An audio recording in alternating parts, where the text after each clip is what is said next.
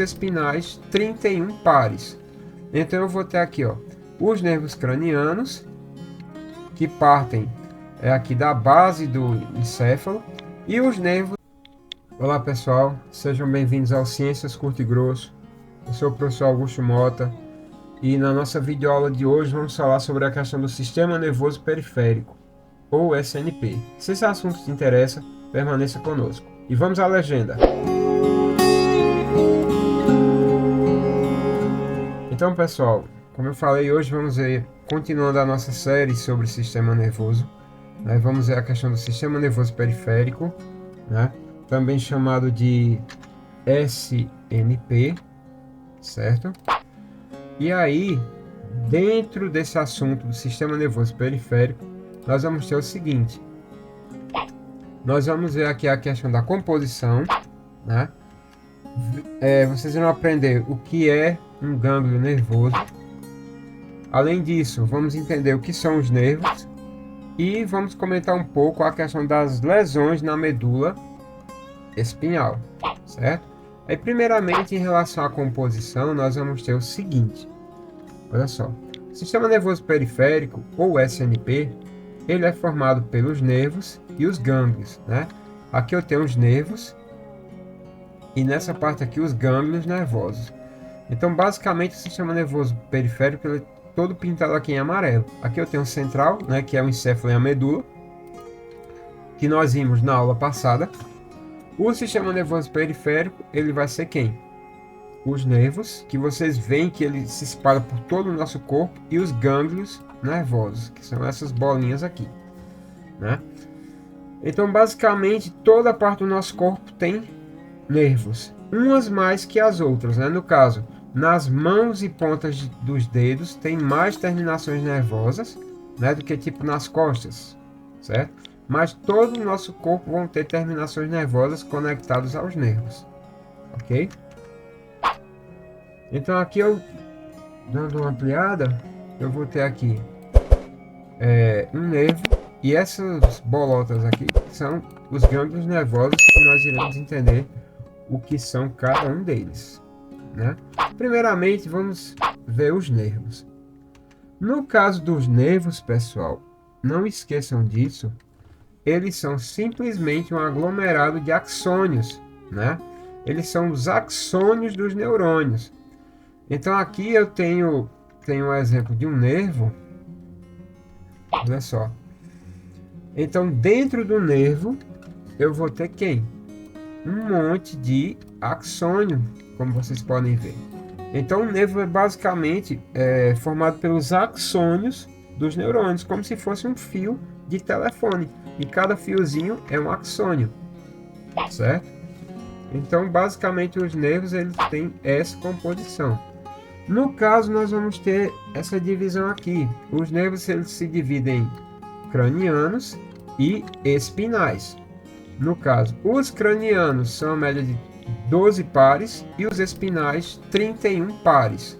Então eu vou ter aqui, ó, os nervos cranianos, que partem aqui da base do encéfalo, e os nervos espinais, que partem tanto da região cervical, região torácica, região lombar, né, da região sacral, que são uma média de 31 pares. Nervos cranianos, 12 pares. Então ele tem essa função quanto à origem dos nervos, né? E também tem uma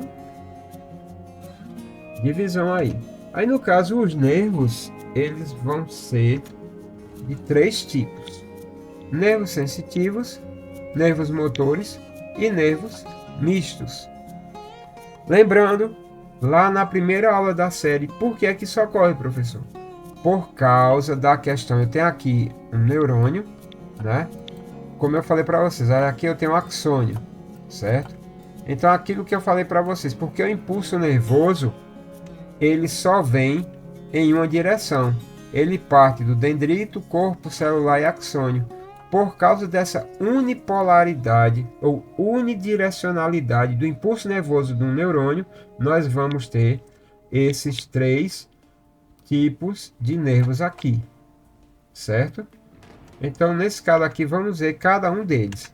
Primeiro, a questão do nervo sensitivo. Veja bem, a função do nervo sensitivo é simplesmente transmitir o impulso nervoso do corpo para o encéfalo. Então, veja bem, quando, um exemplo, uma mosquinha pousa na sua pele, né? Ela toca nos pelos da pele, isso ativa as terminações nervosas. Essas terminações nervosas mandam um impulso para a medula, certo? E a medula vai e manda o impulso para o encéfalo. E aí você percebe, eita, tem uma mosca no meu braço. Então, a função dos nervos sensitivos é essa: levar o impulso nervoso para a medula, né? Depois dos nervos sensitivos, nós temos os nervos motores. No caso dos nervos motores, a função delas é o quê? Transmitir o impulso do encéfalo ou da medula no ato reflexo para os músculos. Ato reflexo será o tema de outra aula da nossa série. Então, no caso aqui, olha, o nervo motor, ele vai pegar o impulso nervoso que veio da medula e transmitir esse impulso para o músculo para que você possa realizar com o seu músculo que o seu cérebro quer. Tipo, movimentar a perna para espantar a mosca, né? Então o nervo motor ele tem essa função. Depois nós temos os nervos mistos. No caso o nervo misto, que ele vai estar presente na medula, a função dele é pegar o impulso nervoso que veio do nervo sensitivo, né, nos reflexos da medula para os músculos antes de chegar ao encéfalo. Então, o nervo misto ele vai participar do ato reflexo, que nós iremos ver isso em detalhes em uma aula posterior. Então, o que é que acontece com o nervo misto?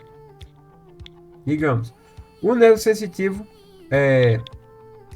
tipo, você tem aqui uma chaleira quente, né? Eita, que chaleira bonita. Aí você encostou sem querer na chaleira quente, certo? Aí vai queimar a sua pele. Então o que é que acontece? O impulso ele vem pelo nervo sensitivo, né?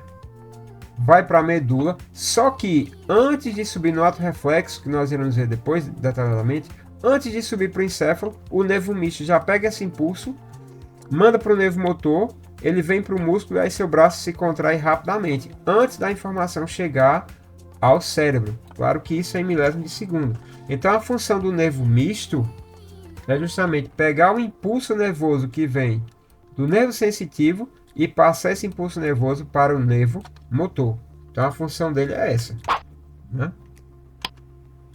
Então, como eu falei, nervo sensitivo, pegar o impulso do corpo, mandar para a medula. Nervo motor, pegar o impulso da medula, mandar para o músculo e realizar o comando do encéfalo. Nervo misto, pegar o impulso do nervo sensitivo e passar para o nervo motor lá dentro da medula. Certo, pessoal? E aí a gente vai ter o seguinte, olha só, essa observação aqui. Nós temos os nervos dorsais e os ventrais. O dorso, pessoal, são as nossas costas, e o ventre é justamente a parte ventral, a parte frontal. Então veja bem, os nervos dorsais, eles são sensitivos.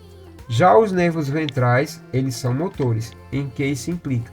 Quer dizer que o impulso nervoso ele chega pela parte dorsal da medula e sai pela parte ventral. Só uma pequena observação, certo? Então, como eu falei, o impulso nervoso ele chega pela parte de trás da medula, parte dorsal, e sai pela parte frontal ou ventral. Então, ele chega por trás e sai pela frente, né? Para vocês saberem essa diferença, que o nervo, no caso dorsal, ele é sensitivo e o ventral ele é motor. Além disso, pessoal, veja bem, cada nervo ele vai apresentar uma função. Cada par de nervo ele vai apresentar uma função diferente. No caso, ele vai apresentar uma função diferente para o nosso corpo. Veja bem, aqui eu tenho um exemplo. Aqui nessa tabela eu tenho os pares de nervos, certo? E o tipo e a função, exemplo, o nervo óptico. A função do nervo óptico ele é que tipo de nervo? Nervo sensitivo. Função, captar a luz e mandar para o cérebro processar a imagem, né? Aqui é o nervo troclear, é um nervo motor. Qual é a função dele? Movimentar o globo ocular. Então os nervos, eles têm essa função, né? Cada um vai ter seu tipo, ou ele é um nervo motor, ou ele é um nervo sensitivo, e cada um vai ter uma função específica, ok? E por último, quer dizer, penúltimo, vamos entender o que é um gânglio nervoso, pessoal. O gânglio nervoso, ele é que essa protuberância aqui no nervo, ele é simplesmente no caso, ele vai ser o corpo celular do neurônio.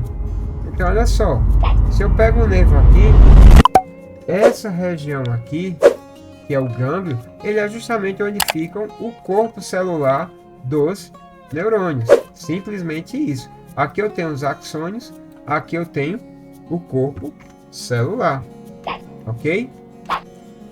E em relação às lesões, nós vamos ter as seguintes observações. Vejam bem, vocês já viram que a coluna, ela é ela quem vai proteger a medula, né? Dependendo da área onde ocorre uma lesão, seja por acidente de moto, seja por acidente de carro, seja por uma bala perdida, essa lesão ela vai poder causar ou paraplegia ou tetraplegia. Olha só, aqui eu tenho a coluna, né? E aqui eu tenho, vejam bem, aqui eu vou ter a região cervical, região torácica, região lombar e região sacral, né? Dependendo, no caso, da área onde ocorre uma lesão, né, você vai ter um tipo de problema. Se a lesão ela for até no caso, sexta vértebra torácica, você pode desenvolver paraplegia. Se for acima disso, tetraplegia, né? Lembrando, você tem casos como o ator Christopher Reeves, que fazia o Super-Homem no meu tempo, né? E infelizmente ele sofreu uma queda de um cavalo, lesionou, se eu não me engano foi aqui na região cervical e ficou tetraplégico, né?